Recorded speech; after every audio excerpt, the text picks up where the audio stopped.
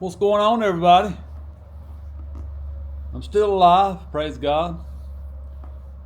Stomach bug in the last month has gotten me.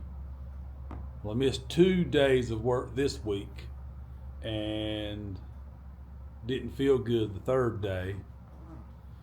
And before that, it got me. I didn't miss any full days of work, but I had missed several hours of stopping off early. But anyway, the stomach bug catches all of us. It just seems like sometimes it's hard to get a vehicle done if you're sick. You know what I mean? Well, then the vehicle that's right here in front of me, the day that I was sick or getting over it, I decided I wouldn't really work on nobody's stuff. I kind of just didn't feel good. You know what I mean? I thought, well, I'll work on something of my own. And in that way, if I mess it up, and it's not somebody's nice vehicle. Because I'd been wet sanding on this 57 Chevy truck, and I got the tailgate left. I had to order some parts for it anyway. So I heard this vehicle coming, and I didn't know what it was. I honestly thought it was the guy with the fire lane. And then the first thing that went through my mind is, oh my, I've been sick and I hadn't had a chance to take his car to roll over racing to get the rear end checked in it. And I still haven't, because I got over the sickness and that guy is gone to the big Myrtle Beach show. So I'll have to catch him next week when he comes back. So if you're watching this, the guy that owns the other 68 Chevelle, my apologies, but praise the Lord, I'm feeling better, and I'll get your car down there. All right, we got it fired up this morning. The back levels was, for some reason, way too full. If you hear that rattle, it sounds like the rocker arm is really backed off. You turn it off. So I believe that the skip, if you noticed how the engine was shaking, the skip is from rocker arms. They sound like they've backed off enough that they're causing the issue. But the front and back floats were way too full. I mean, all the way to the very top. The back one was so high that I had to adjust 4 different times to get it down to where it was in the middle of the glass. And I'd actually like to have it to go down just a little bit below halfway, like I've got the front one. I need to adjust it one more time. But I think I'm gonna pull the valve covers off and check the rocker arms. It sounds like the ones on this passenger side. Well, like I said, I want to get this valve cover off. It sounded like to me that there was a rocker arm. And to be honest with you, I got to thinking about it. We run out to get something at the store, and I thought, a rocker arm, them things got those really good ply lock nuts, or tapered nuts, what they are. I thought, it sounds like it's on the passenger side, but it's hard for me to believe that has loosened up. But I took the valve cover off, and I didn't even get in here good, and I seen that right there. I ain't touched nothing. Push rod's broke. I say, my, mama. I hadn't used that word in a long time, but I'm using it today. I apologize for those that are offended by the use of mama. But I tell you what, you can't make this stuff up.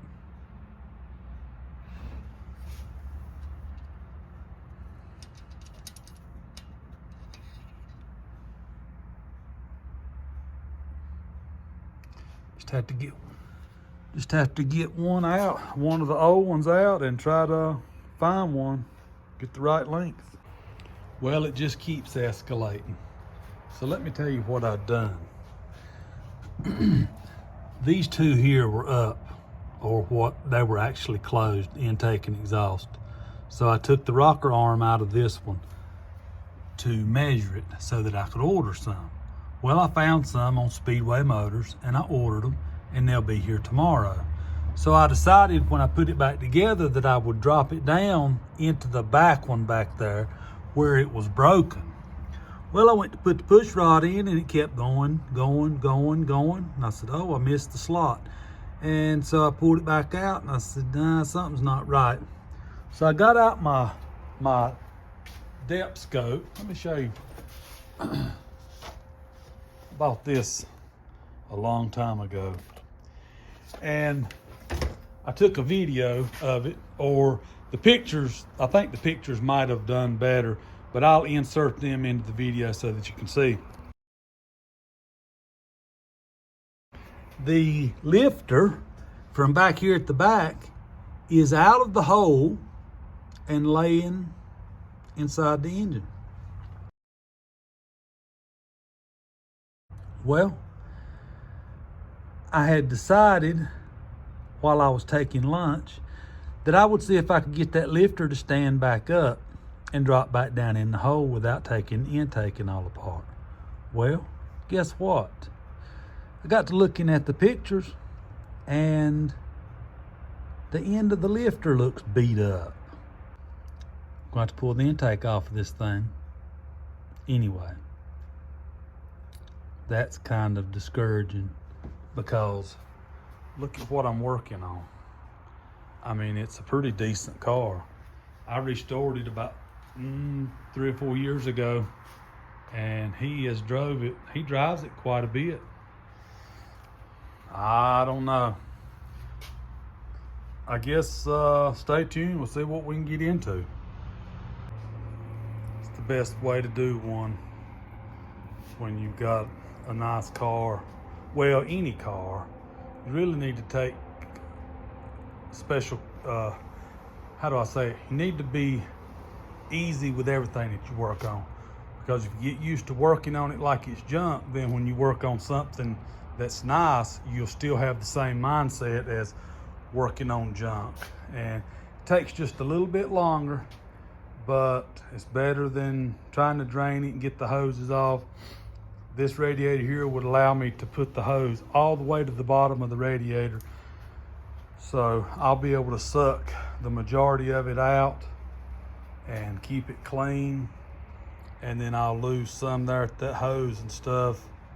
But I'm hoping that when it sucks out of the radiator, whatever is in the engine, I'm hoping that it will help push it through that lower radiator hose possibly and get me more of it. Give me more of it. I'll get it right in a minute. Well, the intake's off, and I found the missing section of the push rod. Let's see what this lifter looks like.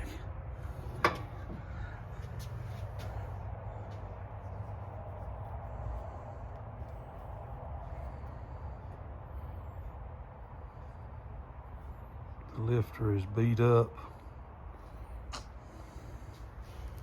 I'm not so sure. Might be able to take some emery cloth, clean off that edge.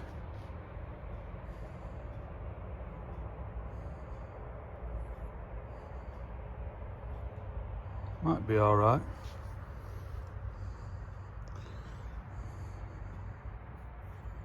Got me to wondering how exactly that happened.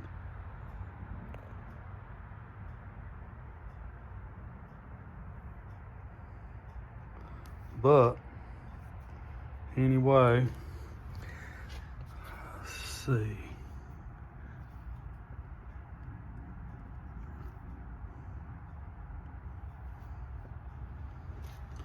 Just have to get in here and get me a light and check it out, see what's going on.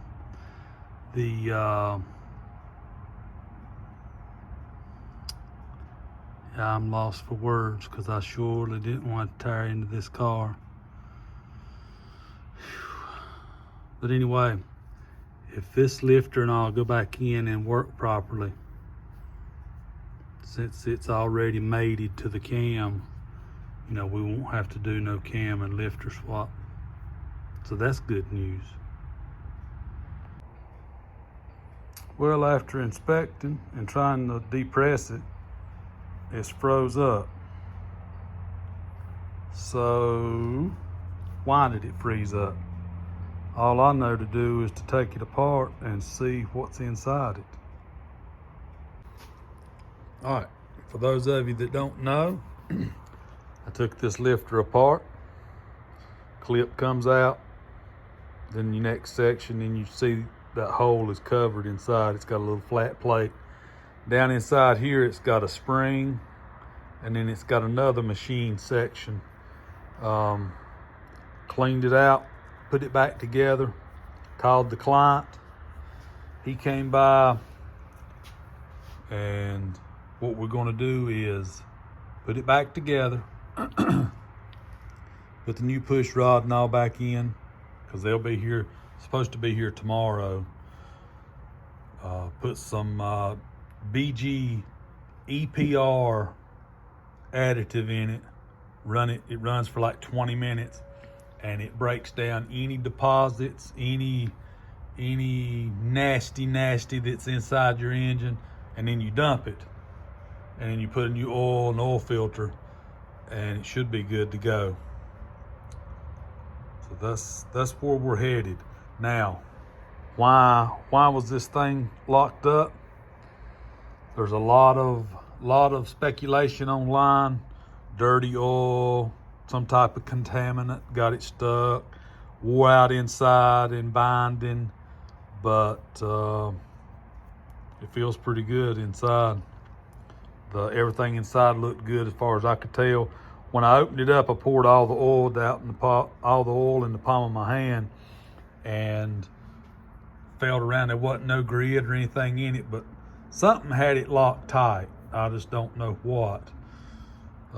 So because if we go any farther, it's gonna have a new cam and lifters, and that means pulling the front of the engine off to change the cam. New lifters, that's got to be broken in. Still needs to be flushed. You know, there's a lot of variables, so we're just going to put it back together and hope that it don't do it again. So that's where we're at. On this little video right here, I used that camera to get a true top dead center, and then I backed it up and went 12 degrees before top dead center. That way it'll give this old 327 a little more power.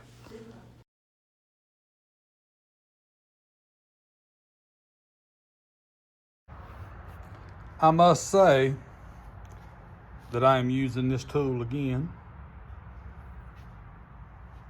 I scraped all the gaskets and stuff off, and I went back and hit it with that tool, with that little old 2-inch, I don't know what you call those things, little old roll-lock disc.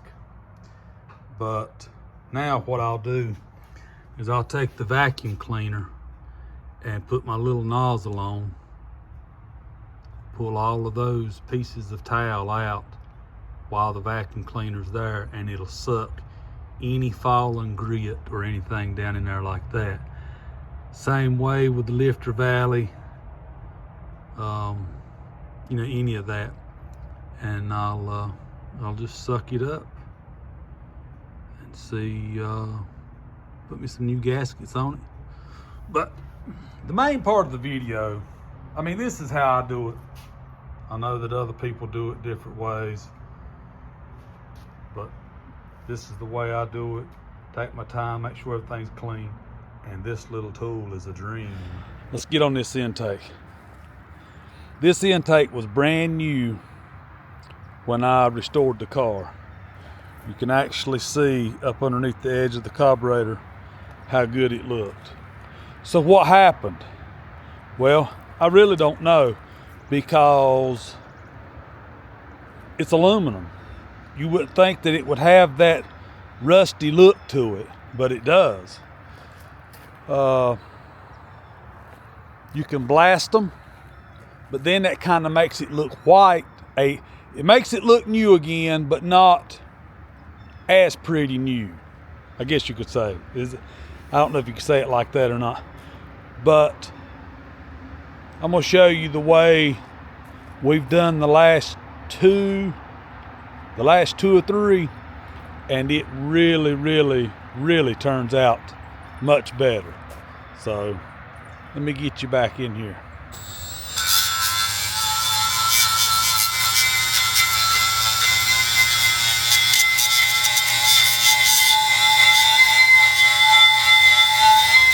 Once I get this thing all cleaned up, I'll go in across here and I'll just show you.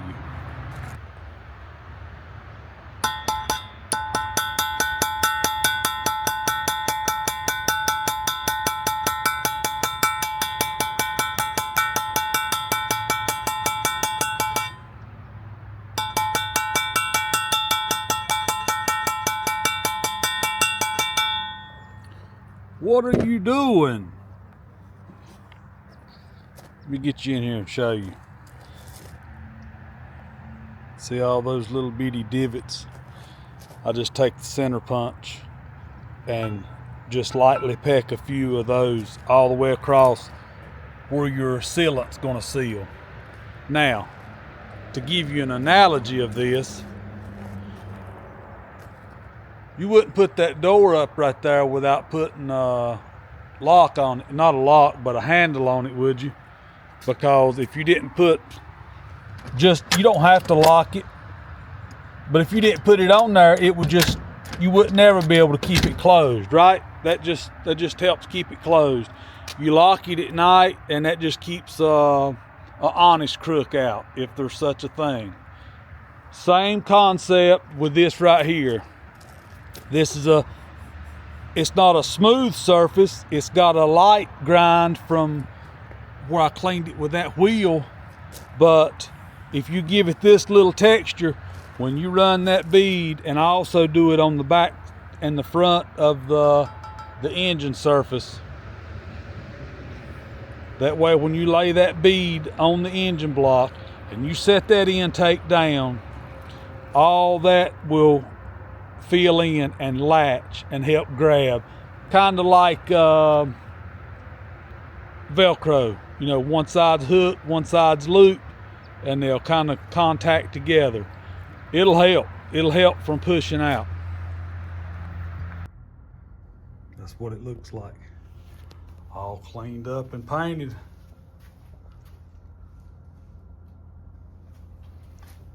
Better than new.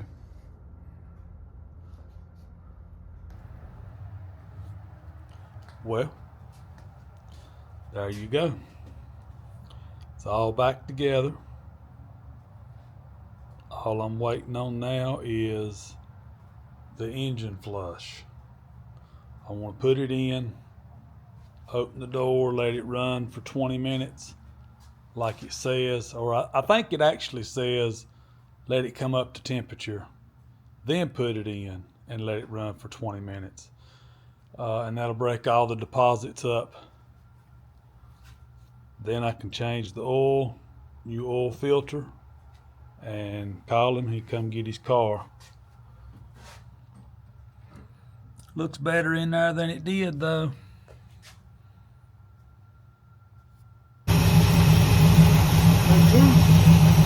Take two. Running quiet, isn't it? We got the engine flushed, oil change, new K&N filter.